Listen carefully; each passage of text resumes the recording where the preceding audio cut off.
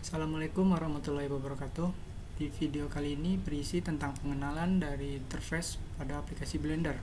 Nah, di mana saat kita membuka Blender pertama kali akan muncul tampilan seperti ini. Nah, terdapat splash screen. Nah, splash screen kotak ini. Lalu di sini di splash screen ini terdapat versi dari Blender tersebut. Nah, di pojok kanan atas ini ya. Di mana versi Blender ini adalah 2.91.2.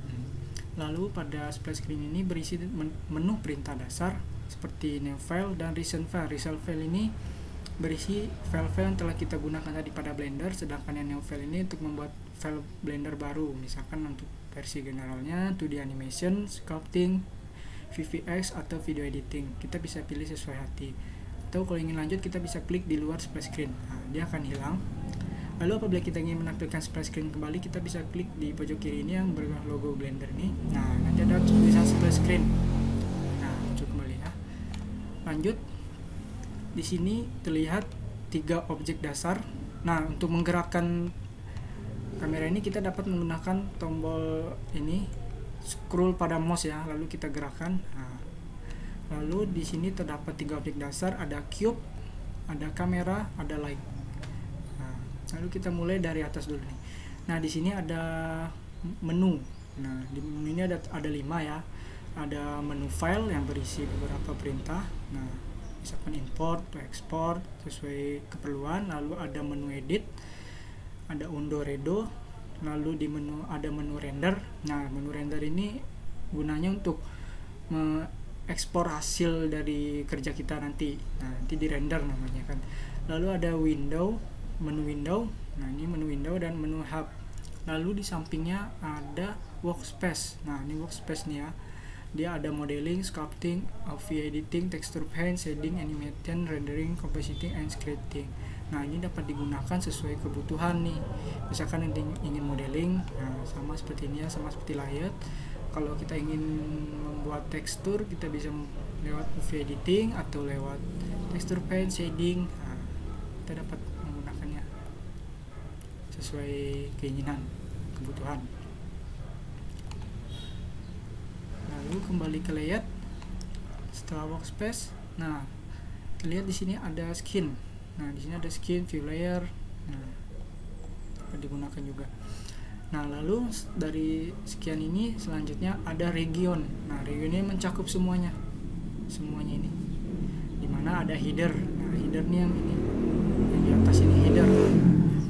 Di dalam header ini ada editor type. Nah, editor type ini banyak pilihannya, sama seperti workspace tadi. Dia dapat digunakan sesuai kebutuhan juga. Lalu ada mode-mode. Nah, modenya mau yang mana bisa digunakan sesuai kebutuhan juga. Lalu, nah ini ada menu view, sidebar, toolbar, select, add, dan object. Nah, lalu di sini ada viewport option. Nah, viewport option ini paling sering digunakan nih 4 ini. Nah, misalkan ini untuk yang berwarna seperti ini. Lalu ada ini juga nih. Nah, untuk modeling ada wireframe. Nah, pada viewport ini kita juga bisa menggunakan tombol Z. Nah, tombol Z. Nah, lalu kita pilih misalnya wireframe. Nah, seperti ini dia. Lalu rendered. Nah, untuk di hasil render nanti. Lalu ada solid. Nah, biasanya ini solid ini untuk melihat hasil tekstur, sama material preview juga untuk melihat hasil tekstur ya.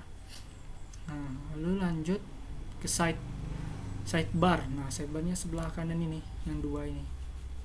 Ada skin collection. Nah, skin collection ini dia berisi objek-objek nih. Misalkan ada kamera tadi ya. Dia letaknya di sini untuk melakukan settingnya. Lalu di sini ada object properties panel. Nah, di sini banyak pilihannya, dapat digunakan sesuai kebutuhan juga. Nah, ini ada physics properties, sini ada object constraint properties. Ini dapat digunakan sesuai kebutuhan. Nah, misalkan kamera, nanti kita bisa mengatur posisi kamera. Nah, kita bergerak dia posisi Y-nya atau Z-nya. Nah, lalu beralih ke sini. Sini ada gizmo widget. Nah, gizmo widget ini yang untuk melihat tampilan, dia ada dari sumbu X atau sumbu Z atau sumbu Y. Nah, ini berfungsi untuk menampilkan ini. Misalkan kita ingin melihat dari sumbu X, nah seperti ini dia. lalu kita ingin melihat dari sumbu Z, nah dari atas, atau dari sumbu Y dari samping, kita bisa menggunakan ini, kita menyetingnya. Nah kembali lagi tuh di Gizmo widget itu seperti itu fungsinya. Lalu kita bisa menggunakan hand ini untuk memindahkan posisi kameranya, maksudnya posisi untuk editor 3D view ini. Nah lalu kita bisa masuk ke mode kamera. Nah seperti ini, dari kamera yang kita setting ini, yang kameranya kita geser, nah nanti dia sesuai juga. Nah sesuai juga dia.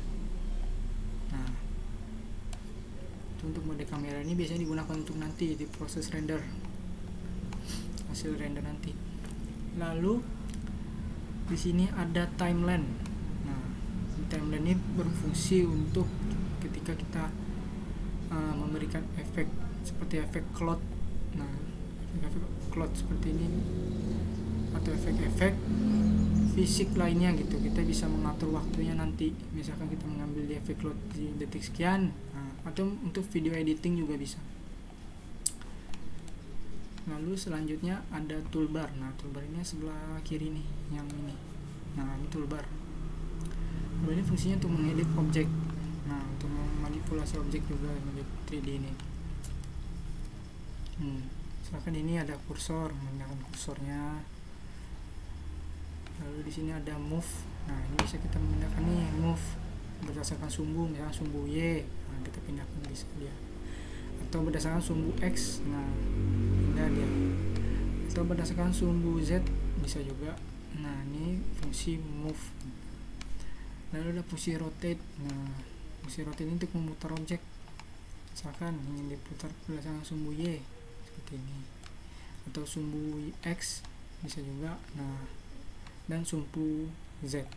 Nah lalu ada juga tool scale. Nah scale ini untuk ukuran objek. Misalkan Z nya ingin dibesarkan sumbunya, seperti ini dia. Nah lalu ingin dikecilkan, nah, atau dari sumbu Y juga bisa, seperti itu. Menggunakan tombol tab untuk masuk ke edit mode. Nah di sini banyak sekali nih edit mode untuk memanipulasi 3D dari objek ini, objek cube ya. Misalkan tadi ada rotate, scale, transform, annotate, measure, extrude region, insert face, bevel, loop cut, knife. Nah ini nih selalu digunakan pada saat memanipulasi objek 3D. Biasanya sering digunakan adalah extrude ini. Nah biasanya sering digunakan itu adalah extrude dan loop cut ini ya. Nah untuk extrude ini dia kayak menambahkan objek gitu, manipulasi untuk menambahkan objek. Misalkan pada cup ini kita bisa extrude misalkan di atasnya, nah dia akan bertambah seperti itu. Nah dia akan bertambah. Misalkan dia di sini ada garis-garis pembatas objek 3D nya. Misalnya kita ingin extrude yang ini saja, kita bisa ubah ke sini nih, ke face select. Ini disebut dengan face ya, setiap sisi-sisi ini disebut dengan face. Lalu ada juga edge select. Nah berdasarkan edge garis, berdasarkan garis. Nah, kita akan menggunakan berdasarkan face. Nah misalnya face ini ingin kita extrude, nah pencet E, nah dia bisa ke depan seperti ini. Nah seperti itu. Lalu kita bisa menggunakan loop cut. Kita bisa menggunakan Ctrl R. Nah dia akan muncul nih seperti ini, loop cut. Ini fungsinya untuk menambahkan edge. Jadi kita bisa melakukan extrude tambahan, misalkan berdasarkan proses ini, misalkan tuh dia akan berbeda edge nya sesuai yang kita buat tadi.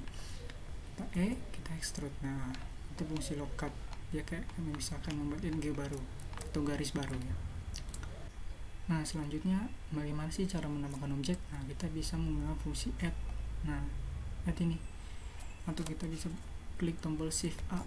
Nah kita pilih, misalkan saya ingin objek cone. Nah muncul dia objek baru seperti itu. Kita juga dapat lagi nih mengatur extrude nya, misalkan nah seperti itu dia maju extrude. Nah lalu mengatur scale nya juga bisa. Nah ini dari scale untuk faces ini ya, face nya seperti itu.